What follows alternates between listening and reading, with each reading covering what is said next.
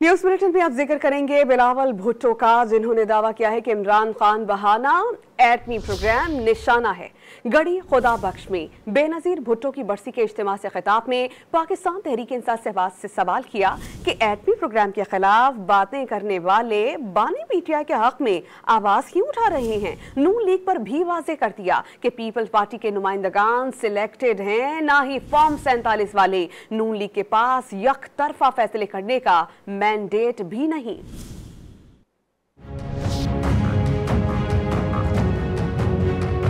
अब उस वाहिद सियासी जमात को जो आजकल की सियासी सूरत हाल में भी फख्र से कह सकते हो कि हम ना सिलेक्टेड हैं ना फॉर्म 47 वाले हैं। हुकूमत के पास यक तरफा फैसले करने का मैंडेट मौजूद नहीं है। हुकूमत के पास अगर कोई मैंडेट है तो वो इज्तिमाई फैसले।